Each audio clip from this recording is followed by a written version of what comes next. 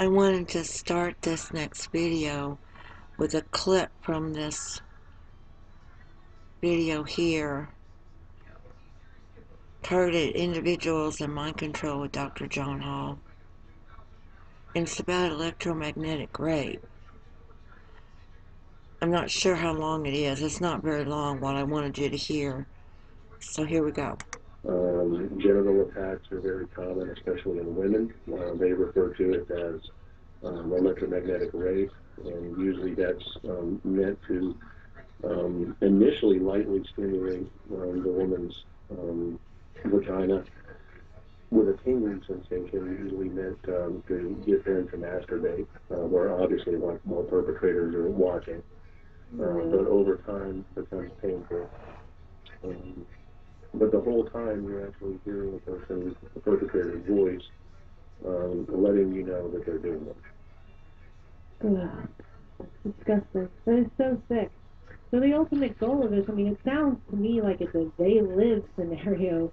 You remember that movie, the They Live movie from the 80s, where they have the basically it's an elite sect of society that's beaming out control waves, that's Yeah. keeping everybody asleep. I mean, that's kind of what this sounds ultimately like. It sounds completely insane. It sounds like some diabolical, insane thing that crazy people would do, and yet what it's doing is actually making people crazy. But it's actually brilliant in that way.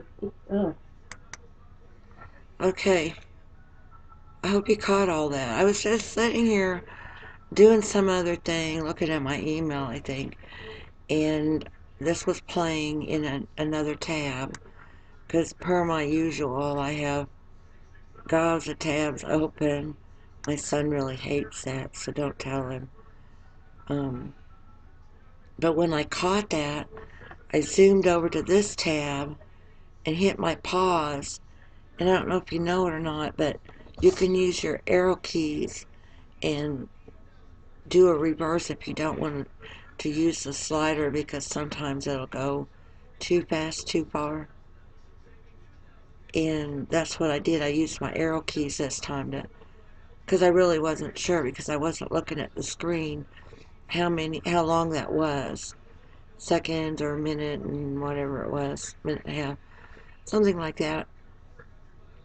So the arrow key maneuver is real handy in that way, and I didn't know about that for a long time, but I wanted you to hear about the electromagnetic rape.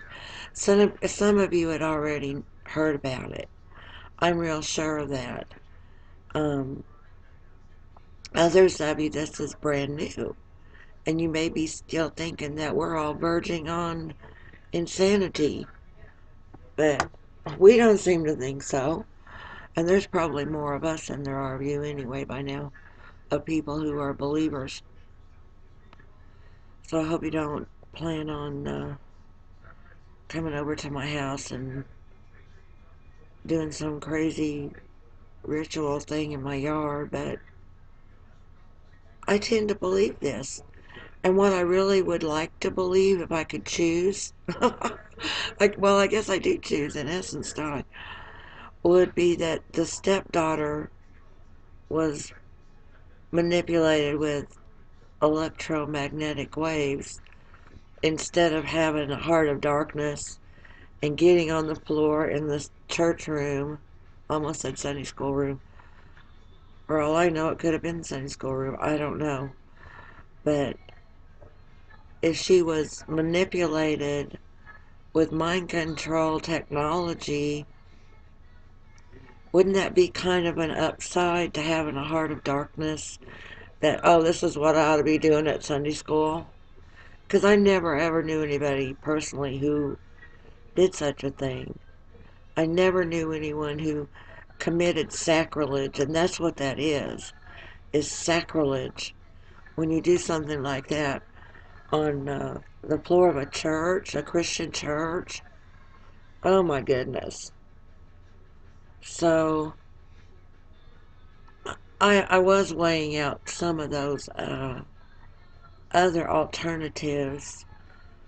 Like when I first watched the Ghostbuster shows, and I'm sure I've been over this and heard about how the electromagnetic field will make a person hallucinate, make them nauseous, give them headaches, etc. I thought, well, no, there's one. See, they had come from the commune with no electricity, like I had mentioned, probably last night. Excuse me. And right after I found that out, I got to researching. Because, yeah, I want to believe better things of someone than what that directly points to, the sacrilege side of it. Of course, I want to believe. I want better things in my world.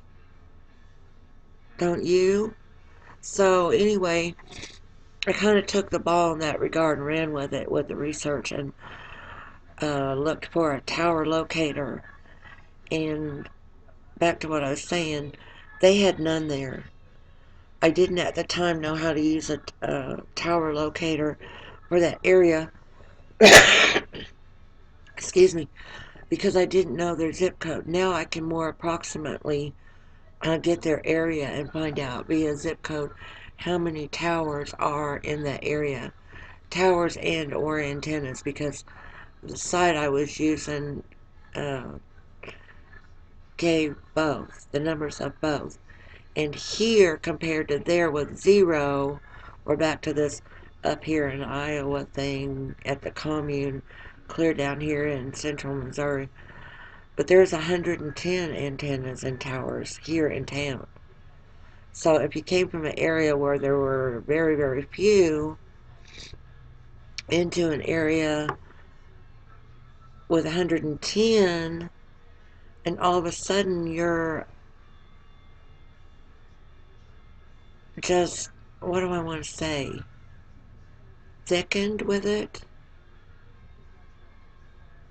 soaked with it, soaked with the field, covered in it. I don't know what word to use. But so much that then all of a sudden there's like a poisoning, because that does happen. I've done my research on that too.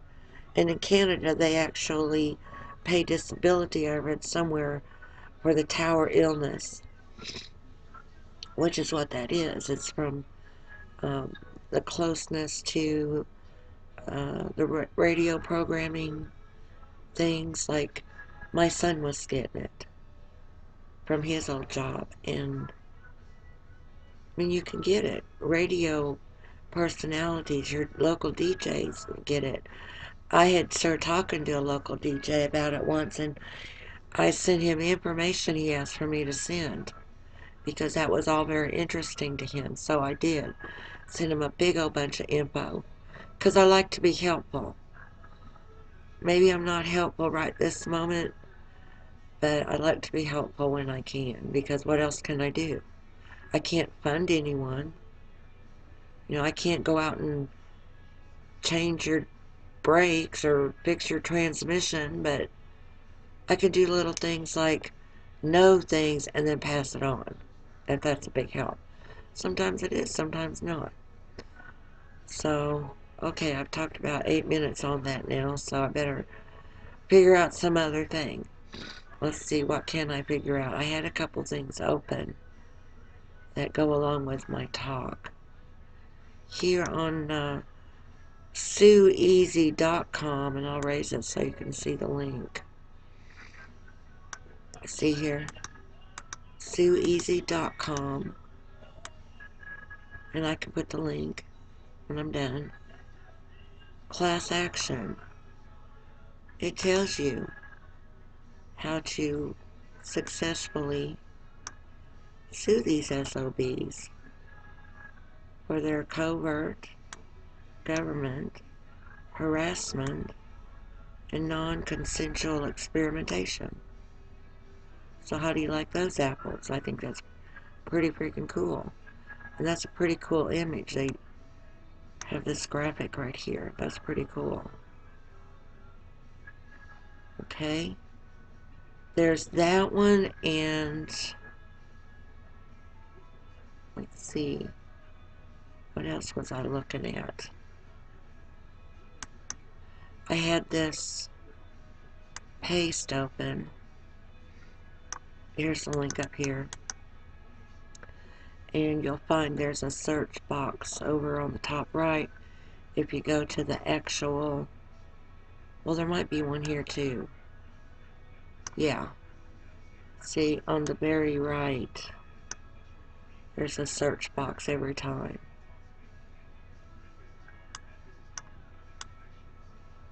And I had this Death Eaters open, and I like to sometimes check the links or some of their other hashtags.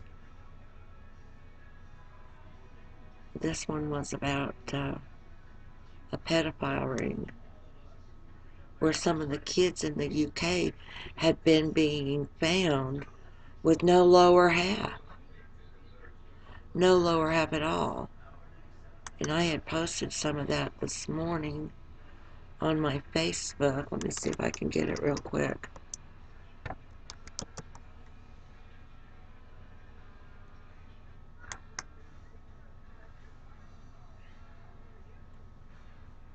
Here it is right here.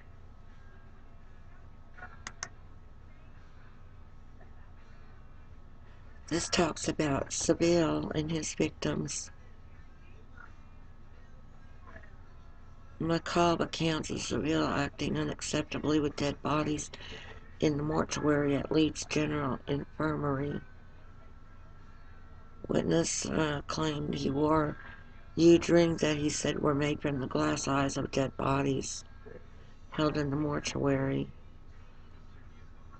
And this name caught my eye because the second daycare that I was abused at was right next door to the local Dr. Proctor. And I'm not saying that there's a connection because I don't know. I mean, there could be doctors in the family. What's strange about that?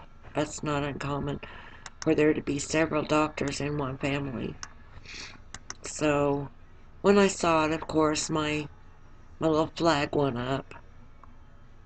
But he was a neighbor over in that neighborhood. And so that got shared. What was the other one? There was, I